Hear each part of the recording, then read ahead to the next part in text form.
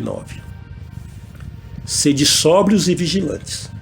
O diabo, vosso adversário, veja que diz que ele é adversário, anda em derredor como leão que ruge procurando alguém para devorar, e que esse alguém não seja você.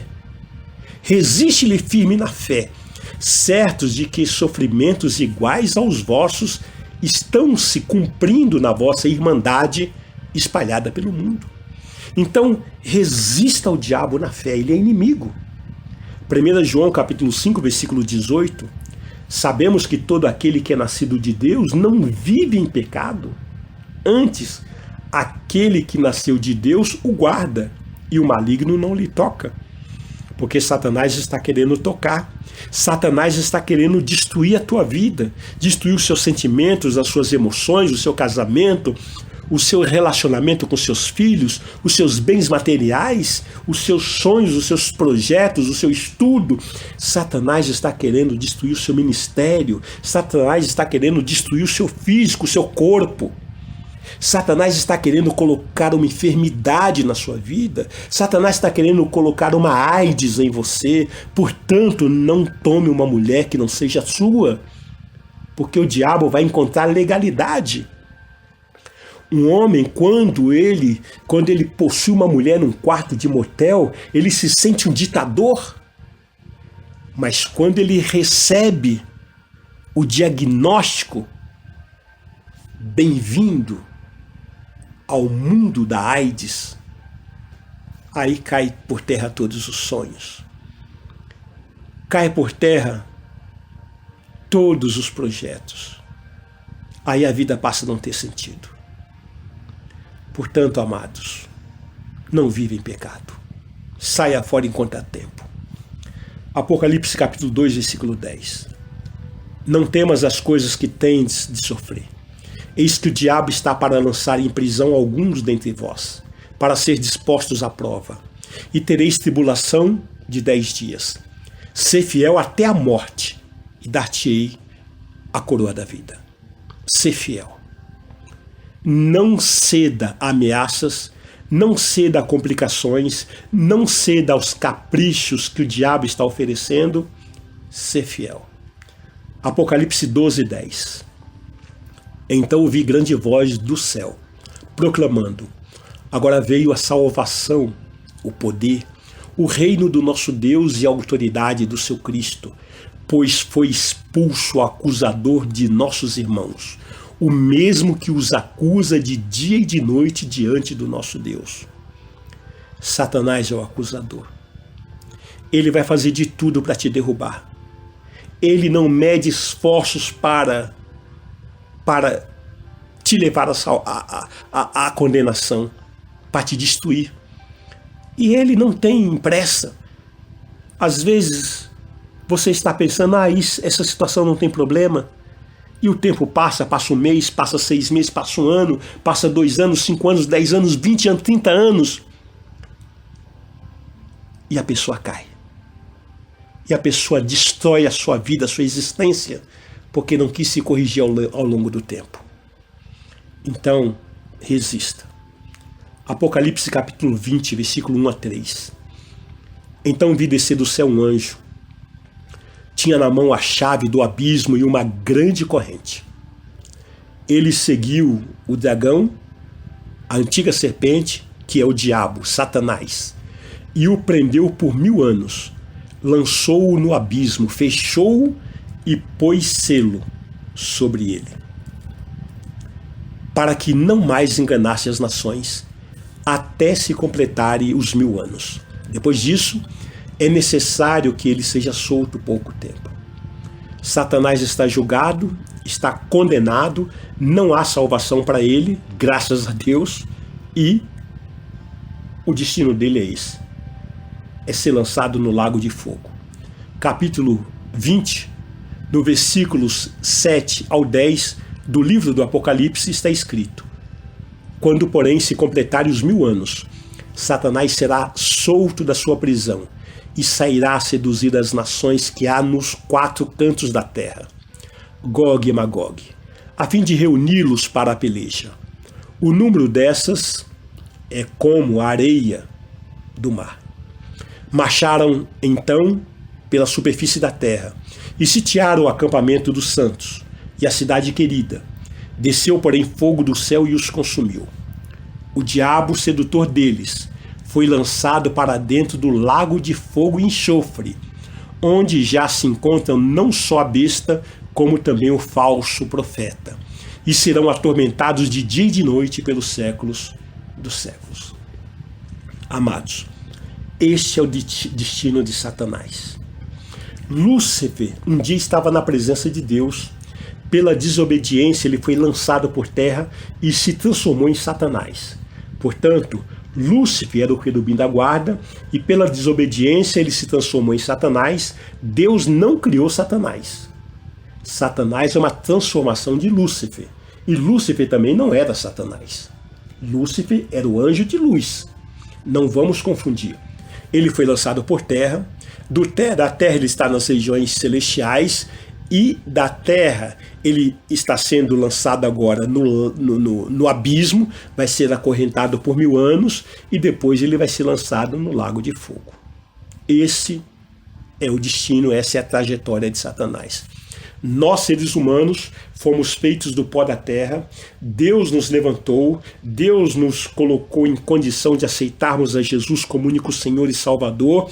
Deus agora, através de Jesus, nos arrebata até as nuvens e das nuvens nós vamos para o trono de Deus.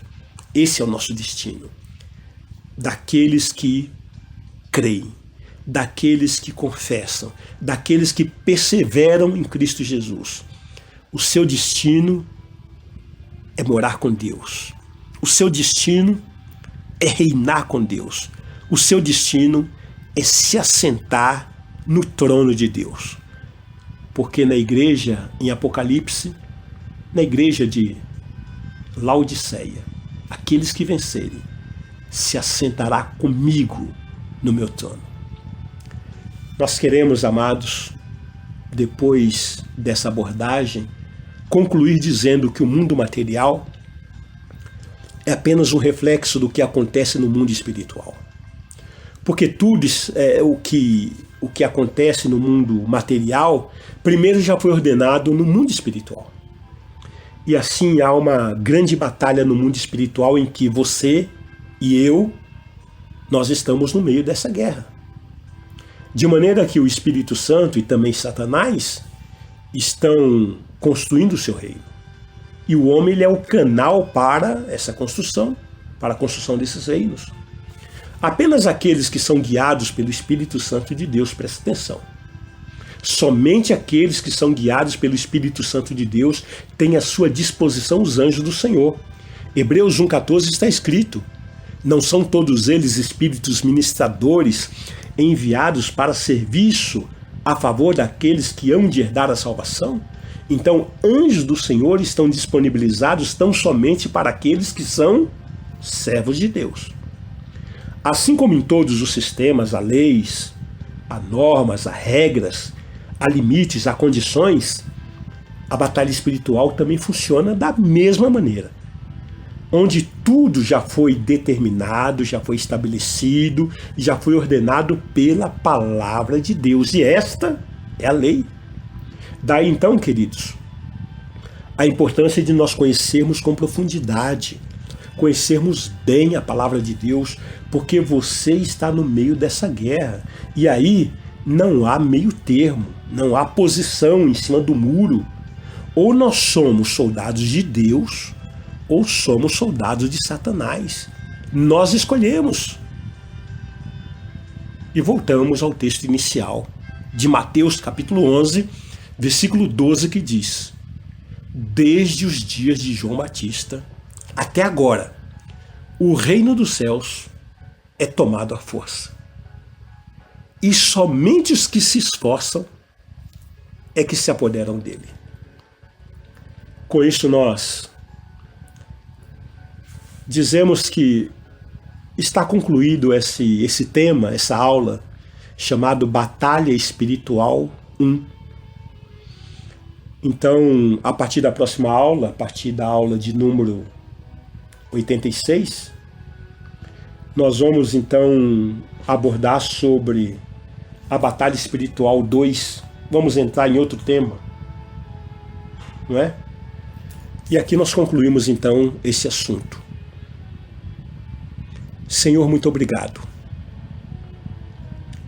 Eu quero orar juntamente com os meus amados que estão nos ouvindo e eu chamo a concordância para estarmos juntos nesse mover de oração, declarando que o Senhor é o nosso Deus e confessamos que Tu és o único e soberano Deus vivo e Senhor. E que o Teu Filho amado Jesus Cristo veio a esse mundo em carne, habitou entre os homens, estabeleceu na terra a sua igreja e entregou a sua própria vida na cruz do Calvário, e que o sangue do Senhor Jesus Cristo derramado nos trouxe a vida eterna, a justificação, purificação dos nossos pecados, nos trouxe aperfeiçoamento, nos trouxe proteção, vitória e libertação de todas as doenças e enfermidades. Declaramos, ó Senhor, que nós somos redimidos através do sangue do Senhor Jesus Cristo, da escravidão da lei, da maldição da lei, do poder do pecado, do poder do sepulcro, do poder do inferno, de toda a tribulação, de toda iniquidade, do presente mundo perverso, das vãs tradições, dos inimigos, da morte e da destruição. E também, ó Deus, declaramos e confessamos que o sacrifício que o Senhor Jesus Cristo realizou no outeiro do Calvário, ao nosso favor, nós assim aceitamos integralmente.